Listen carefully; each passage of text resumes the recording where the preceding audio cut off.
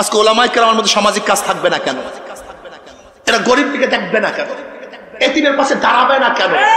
মিসকিনকে দেখবে না কেন? একজন মিসকিনের কাপড়ের ব্যবস্থা করবে না কেন? এতিমের কাছে যাবে না কেন?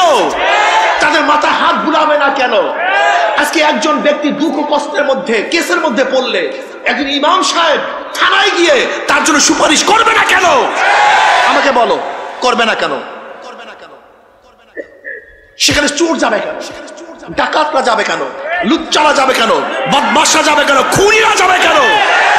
দেশের লুটারারা যাবে কেন? আমার কারণ থেকে বলো। একজন মাজলুমের পাশে মানুষ কিভাবে সাহায্যের হাত বাড়াবে, আজকে মানুষগুলি কিভাবে শান্তিতে বসবাস করতে থাকবে পারবে, এই চিন্তা যাদের মধ্যে নাই তারাও নবীর পরিপূর্ণ উম্মত হতে পারে না।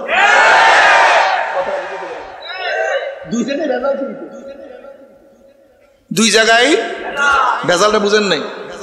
কেউ রাষ্ট্র ধরছি, ধর্ম ছাড়ছি। কি ধরছি?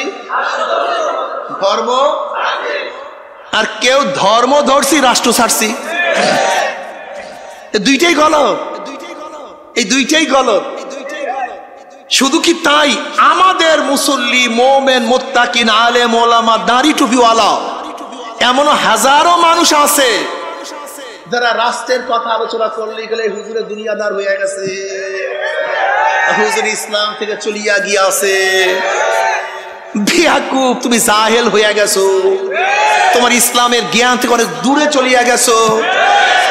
বলে কেন হুজুর? আচ্ছা বলেন তো, সমস্ত নবীদের শ্রেষ্ঠ নবীকে? জনাবে মুহাম্মদ রাসূলুল্লাহ। আচ্ছা, সমস্ত নবীদের পরে শ্রেষ্ঠ ব্যক্তিকে? আবু বকর রাদিয়াল্লাহু তাআলা। সমস্ত নবীদের পরে মর্যাদার দিক থেকে দ্বিতীয় স্থান কার? ওমর ইবনে খাত্তাব রাদিয়াল্লাহু তাআলা। সমস্ত নবীদের পরে তৃতীয় স্থান কার? ওসমান গনি রাদিয়াল্লাহু তাআলা। সমস্ত নবীদের পরে মর্যাদার দিক থেকে চতুর্থ স্থান কার? আলীল মুর্তজা রাদিয়াল্লাহু তাআলা। পাঁচজন ব্যক্তি শ্রেষ্ঠ নবীদের মধ্যে। আমার নবী শ্রেষ্ঠ, আল্লাহর পরে যার স্থান। গোটা নবীদের পরে আবু বকর রাদিয়াল্লাহু তাআলা, ওমর ইবনে খাত্তাব রাদিয়াল্লাহু তাআলা, ওসমান গনি রাদিয়াল্লাহু তাআলা, আলী রাদিয়াল্লাহু তাআলা। এই পাঁচজন কি রাষ্ট্রের প্রধান ছিলেন কি ছিলেন না? এই পাঁচজন রাষ্ট্রের প্রধান, অথচ যারা রাষ্ট্রের চিন্তা করে তাদেরকে অলি বলো না। এদেরকে কি বলবা? এদেরকে কি বলবা বলো তো? হ্যাঁ, তোমার মাথার মধ্যে ঘিলু আনছে কে? ঢুকছে কিভাবে? পাঁচজন শ্রেষ্ঠ ব্যক্তি রাষ্ট্রের প্রধান। কাজী আমার নবী আলাইহিস সালাতু ওয়াস সালাম যেরকম মসজিদের ইমাম ছিলেন, ইমাম মানে নেতা। আমার নবী মসজিদের ইমাম ছিলেন, তিনি বদরের নেতা ছিলেন। আমার নবী মসজিদের ইমাম ছিলেন, উহুদের ময়দানে আমার নবী নেতৃত্ব দান করেছেন।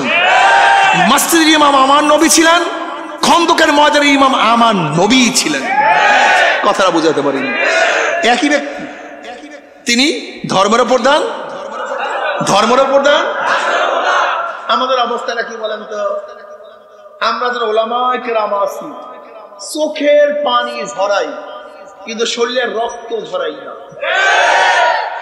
আবার কেউ রক্ত ঝরাই, চোখের পানি ঝরাই না। অথচ আমার নবীর চোখের থেকে পানিও ঝরছে, শরীর থেকে রক্তও ঝরছে। আসলে নবী কি চিনে সমস্যা? আমি খুব গবেষণা করে দেখছি, আমি অনেক গবেষণা করে দেখছি। আসলে আমাদের মধ্যে কিন্তু কনফিউশনের মধ্যে আমরা পড়ছি, সাধারণ মধ্যে পড়ে গেছি। আমার নবী আলাইহিস সালাতু ওয়াস সালাম লোহার টুপিও পরিধান করছেন, কাপড়ের টুপিও পরিধান করছেন। আমাদের অবস্থা কি? যারা নরম হয়েছি গরম হই না, যারা গরম হয়েছি। আচ্ছা, আমার নবীর সিফাত কি? আশিদ্দাউ আলাল কুফারি রুহামাউ বাইনাহুম তারাহুম রুককান সুজদান ইয়াফতাগুনা ফাদলাম মিনাল্লাহি ওয়া রিদওয়ানা।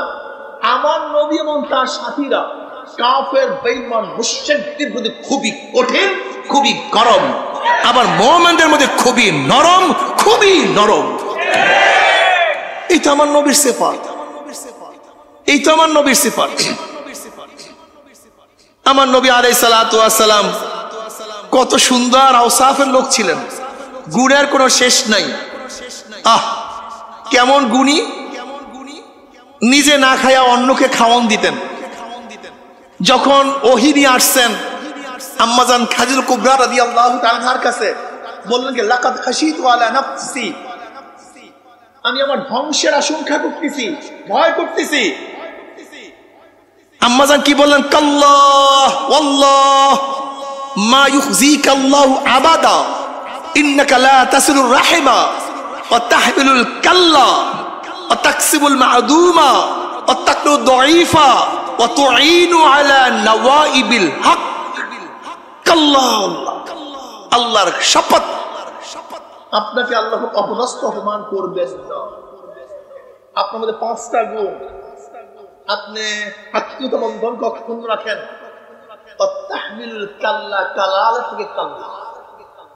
আপনি অক্ষমকে বহন করেন। যারা অক্ষম, কামাই করতে পারে না, রোজগার করতে পারে না, চলতে পারে না, চিকিৎসা করতে পারে না, বস্ত্র কেনার পয়সা নাই, না হসপিটালে ভর্তি হওয়ার টাকা আছে, না বাসস্থান করার কোনো টাকা তার কাছে আছে, না বাচ্চাকে খাওয়াবার কোনো টাকা তার কাছে আছে, না ইয়েতিমকে লালন পালন করার কোনো টাকা তার কাছে আছে, না বিধবার মেয়েটাকে বিবাহ দেওয়ার কোনো টাকা তার কাছে আছে। ও তাহমিলুল কাল্লা, অক্ষমকে বহন করেন, এসব আপনার কাজ। তাকসিবুল মা'দুমা, তাকসিবুল মা'দুমা, তার উপর জবর দিয়া তাকসিবুল মা'দুমা। কাসবুন শব্দ এক মাফুল, 2 মাফুলের মুতাআদ্দি হয়। তাকসিবুল মা'দুম থেকে মা'দুম, তাকসিবুল মা'দুম আল মালা। আদম মানে নিঃস্ব, আছে তো দুনিয়ায় না থাকার মতো। দুনিয়াতে আছে 2টা চক্ষু নেই, দুনিয়াতে আছে 2টা হাত নাই, দুনিয়াতে আছে 4টা পাও নাই, দুনিয়াতে আছে না থাকার মতো, কামাই রোজগার করার কোনো ক্ষমতা নাই। আপনি কি করেন? তাকসিবুল মা'দুম আল মালা। যারা নিঃস্ব, গরীব, কামাই করতে পারে না, আপনি তাদের জন্য মাল কামাই করে তার কাছে পৌঁছায়া দেন। ওয়াতুঈনু আলা নওয়াইবিল হক, নাইবাতুল নওয়াইব। বারবার বিপদে পড়িয়া যারাই আপনার কাছে সাহায্য, হক ভাবে সাহায্য তালাশ করে, আপনি বারবার তাকে সাহায্য করেন, বারবার, 1বার 2বার না, বারবার। এবং আপনি মেহমান নওয়াজি করেন। এর জন্য আল্লাহ পাক আপনাকে অপমান করবেন। ওলামায়ে কেরাম, আমার শ্রদ্ধাভাজন তোলাবায়ে আযম, এই 5টা গুণ, এই 5টা গুণ নবীর মধ্যে নবুয়তি পাওয়ার আগে ছিল না পরে ছিল? হ্যাঁ, নবুয়তি পাওয়ার আগে এই কারণেই তিনি নবুয়তি পেয়েছেন।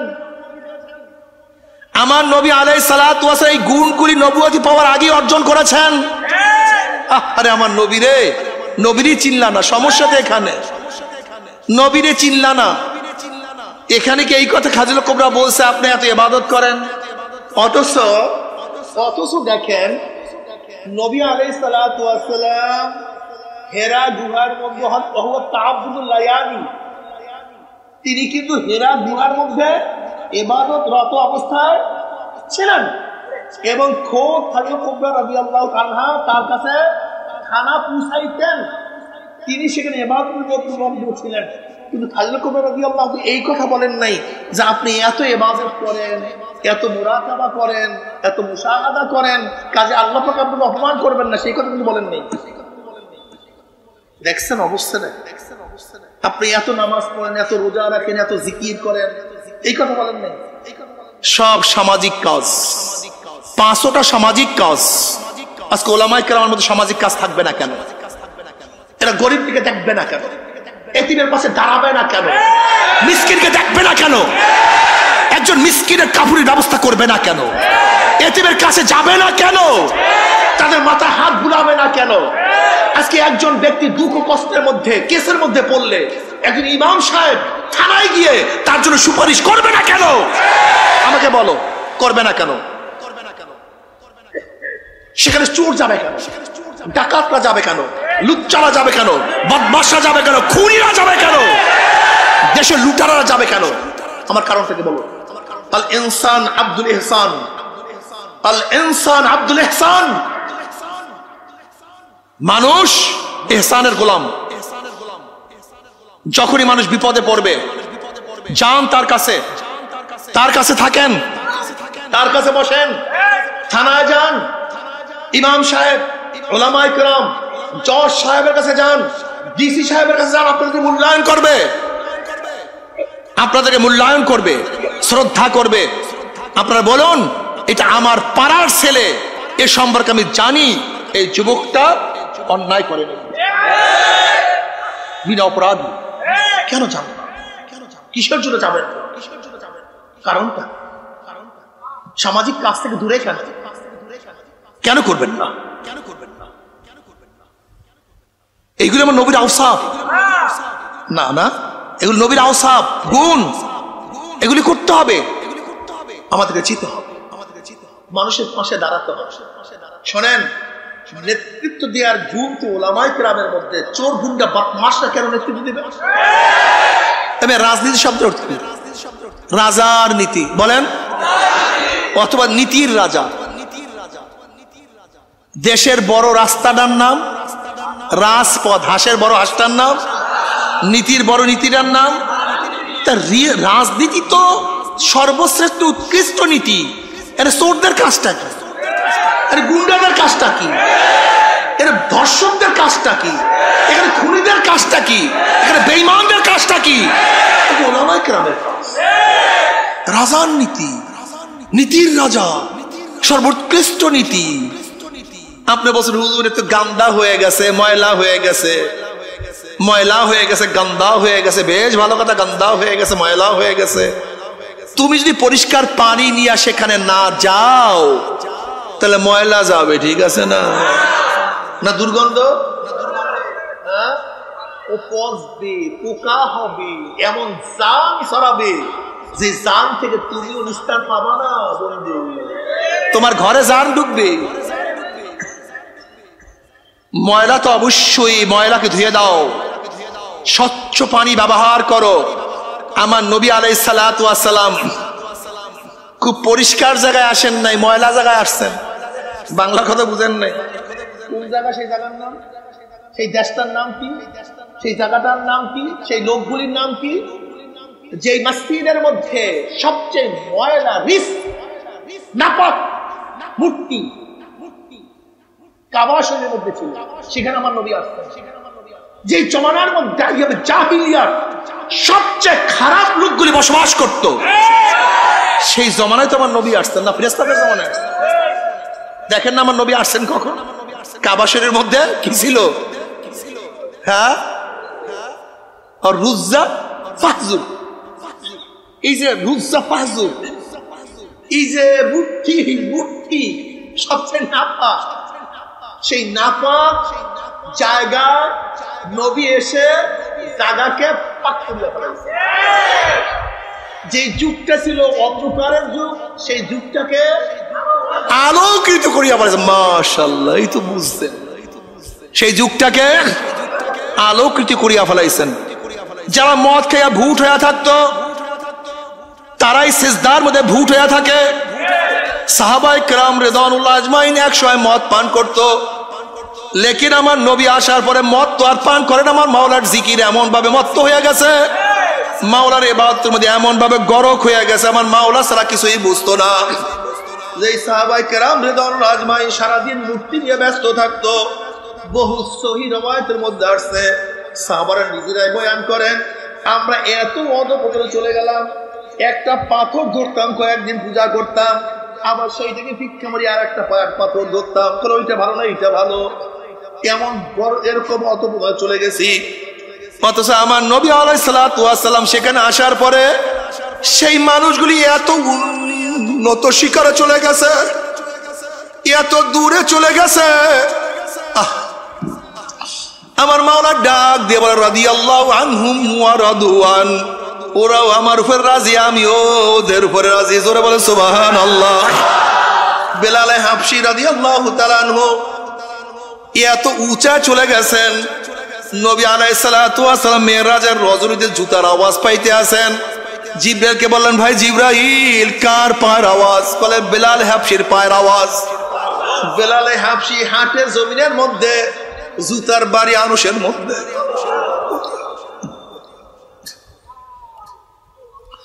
নবী আলাইহিসসালাতু ওয়াস সালামের কাছে জিবরাইল আলাইহিসসালাতু ওয়াস সালাম বসা। আবু যর গিফারি রাদিয়াল্লাহু তাআলা এক দিক থেকে আসতে আছেন। জিবরাইল বললেন, ওই যে আবু যর গিফারি আসে। বলে, আপনারা আসমানের ফেরেশতারা কি আবু যরকে চেনেন? বলে, আমি কেন, গোটা আসমানের ফেরেশতারা তাকে চেনে।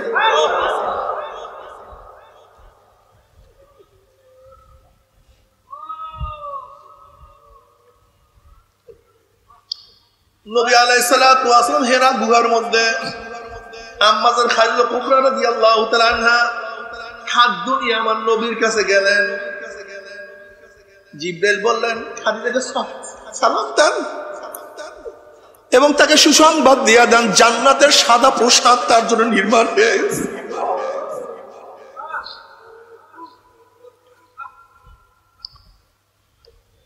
ও আমার যুবক বাবারা, ও মুরব্বী বাবারা, আমার নবী ময়লা যুক্ত জায়গায় আসিয়া পরিষ্কার করিয়া ফেলাইছে। শিরকের মধ্যে আসিয়া সমস্ত শিরক দূর করিয়া দিছে।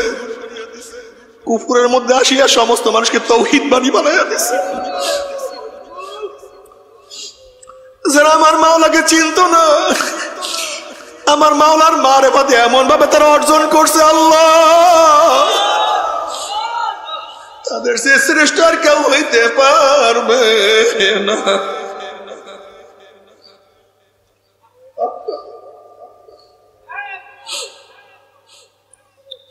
বাবারে, নবী আলাইহিসসালাতু ওয়াস সালাম তোমার জন্য আমার জন্য আরে কত সাধনা করছে।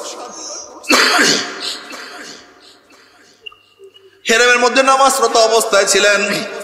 আবু জেহেলরা বসা, নবী আলাইহিসসালাতু ওয়াস সালাম নামাজ পড়েন। আবু জেহেল বলছে, এমন কি আছো, মুহাম্মদ যখন সিজদায় যাবে অমুক গোত্রের উপরে নারী বুড়ি তার মাথার উপর কে চাপাইয়া দিতে পারবা? এক শয়তান বলছে, আমি পারবো। নবী আলাইহিসসালাতু ওয়াস সালাম যখন সিজদার মধ্যে গেলেন, আব্দুল্লাহ ইবনে মাসউদ রাদিয়াল্লাহু ফরমান, আমি দেখতেছিলাম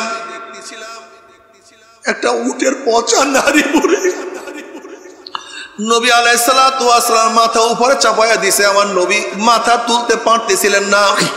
আব্দুল্লাহ ইবনে মাসউদ রাদিয়াল্লাহু ফরমান, আমি কি করব, সাহায্য করার কোনো ক্ষমতা আমার নাই, কলিজা ভাঙ্গিয়া যাইতে আছে, কিন্তু সাহায্য করার কোনো ক্ষমতা আমার মধ্যে নাই।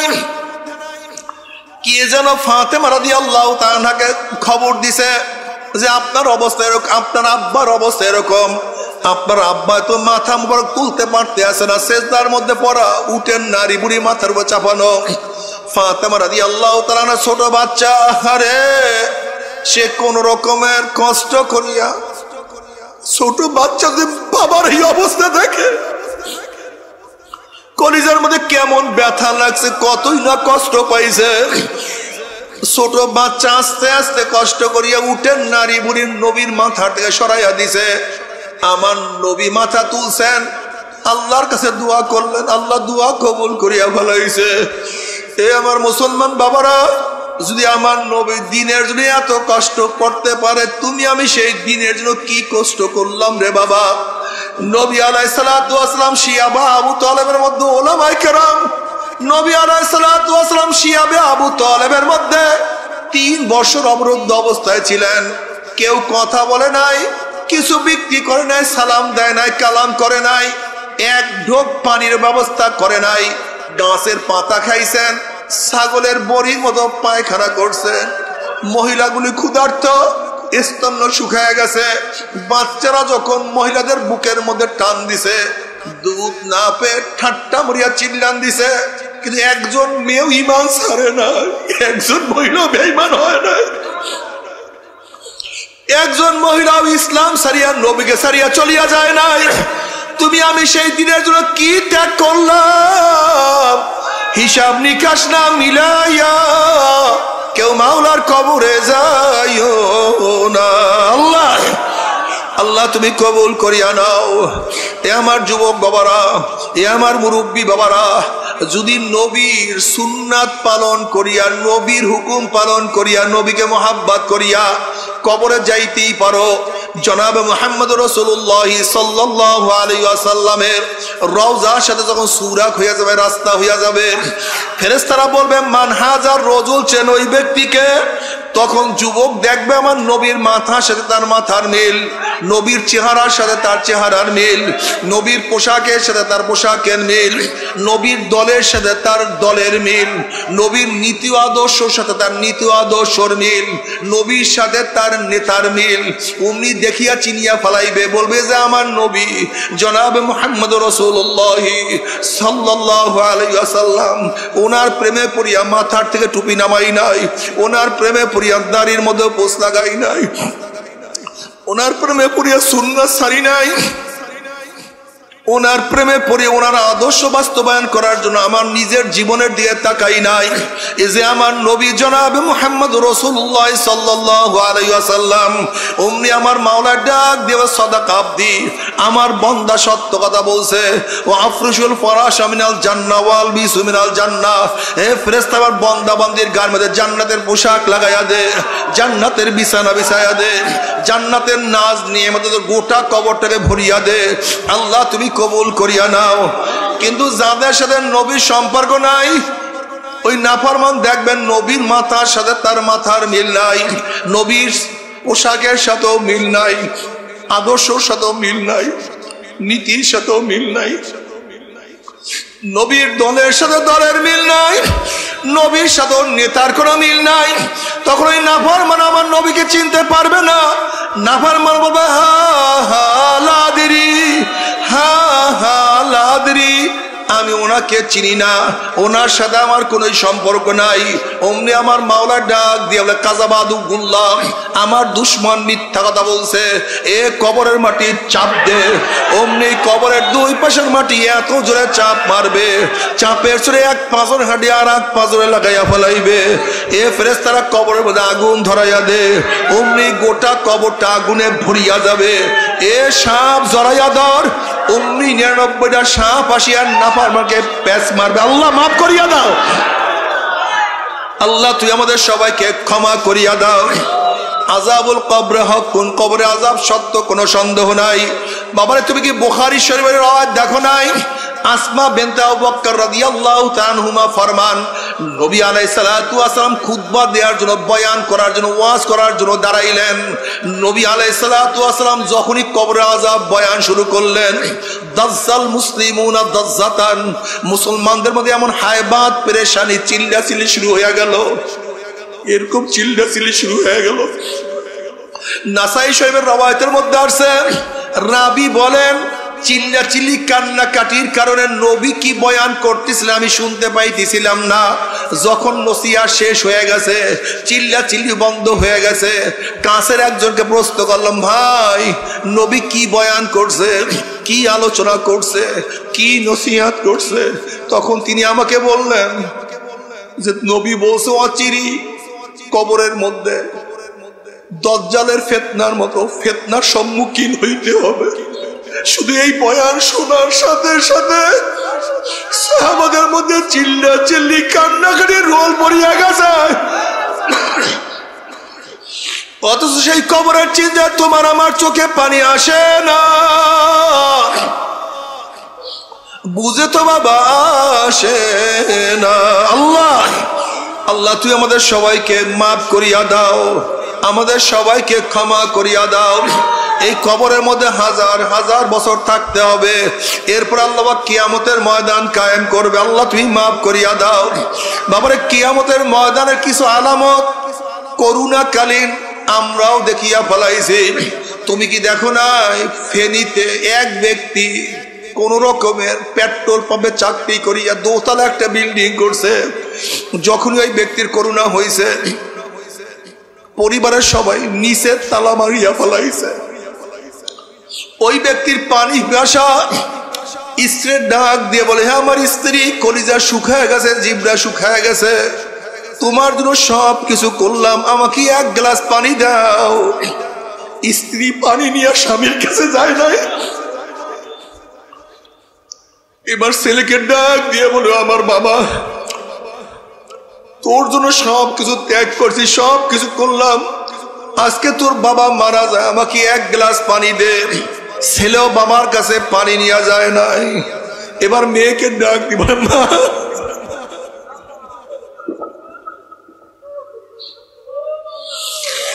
তুই আমার সবচেয়ে আদরের, আমার জীবনের চেয়ে তোকে বেশি মহব্বত করি। তোর আব্বু পানির পিপাসায় মারা যাইতে আছে, তোর বাবা কি এক গ্লাস পানি দেয়? মেয়েও বাবার কাছে পানি নিয়ে যায় না। এরকম পানি পানি করতে করতে ব্যক্তি পানির পিপাসায় দুনিয়ার থেকে বিদায় হয়ে গেছে। যখন পরিবারের সবাই জানছে মারা গেছে, ঘরে তালা বদ্ধ করিয়া সবাই চলিয়া গেছে। কাপন দেয় নাই, গোসল করায় নাই, তারা কবরের ব্যবস্থা করে নাই।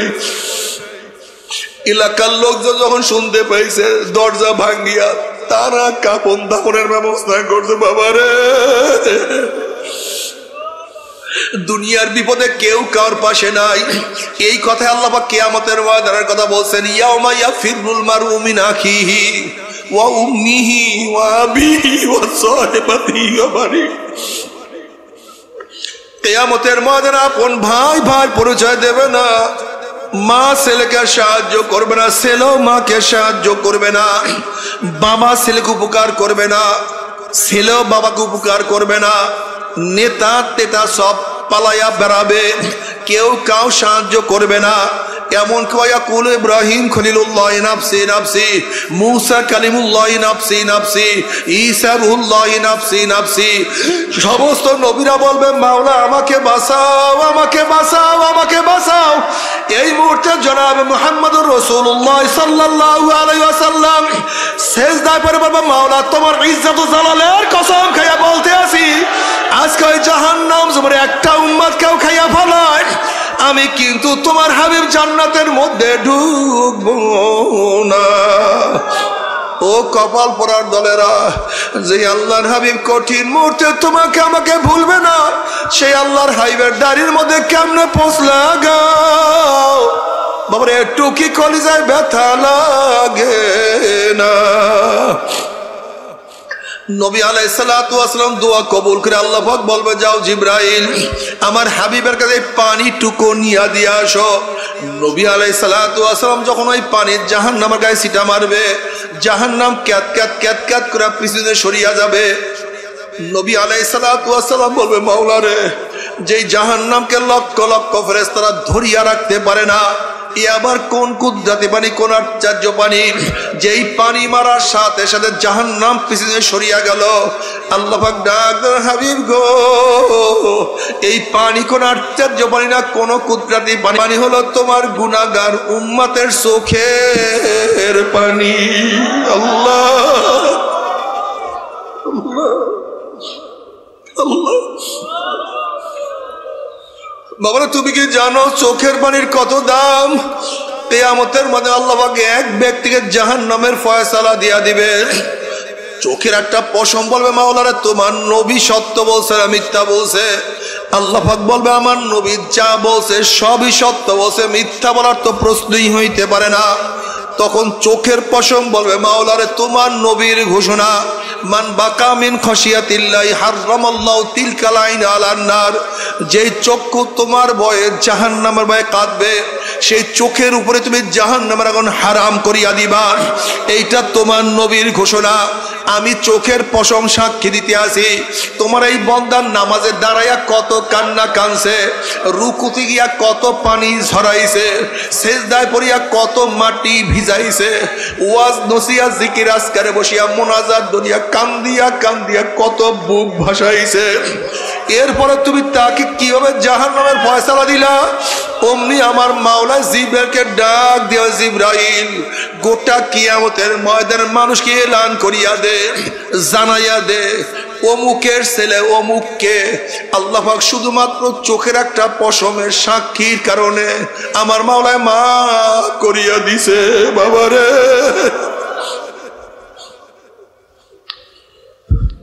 নবী মুসা আলাইহিস সালাতু ওয়াস সালাম একদিন এক জায়গা থেকে রওনা করছেন, দেখে একটা পাথর কান্দে। নবী মুসা আলাইহিস সালাতু ওয়াস সালাম বলেন, পাথর তুই কেন কান্দোস? পাথর বলছে, আল্লাহ নবী মুসা, আল্লাহ পাক জাহান্নামকে মানুষ এবং পাথর দিয়া জ্বালাইবে। ওয়াকুদুহান নাসু ওয়াল হিজারা, ওয়াকুদুহান নাসু ওয়াল হিজারা। সেই জাহান্নামের ভয়ে আমি কাঁদতে আছি। আপনি আল্লাহর কাছে দোয়া করেন মাওলায় জনকে মাফ করিয়া দেয়। নবী মুসা আলাইহিস সালাতু ওয়াস সালাম আল্লাহর কাছে দোয়া করলেন, মাওলা হে, একটা পাথর তোমার ভয়ে কান্দে, তুমি তাকে মাফ করিয়া দাও। আল্লাহ পাক বলেন, সুসংবাদ জানাই আমি তাকে মাফ করিয়া দিলাম। এই সুসংবাদ জানাইয়া মুসা আলাইহিস সালাতু ওয়াস সালাম সেখান থেকে চলিয়া গেলেন। অনেক দিন পরে সেখান থেকে যাওয়ার সময় দেখে পাথর আবারও কান্দে। নবী মুসা আলাইহিস সালাতু ওয়াস সালাম খুবই রাগী নবী ছিলেন। তিনি ধমক দিয়া প্রশ্ন করে, পাথর তুই কি আমার কথা বিশ্বাস করো নাই? মাওলা তোকে মাফ করিয়া দিছে।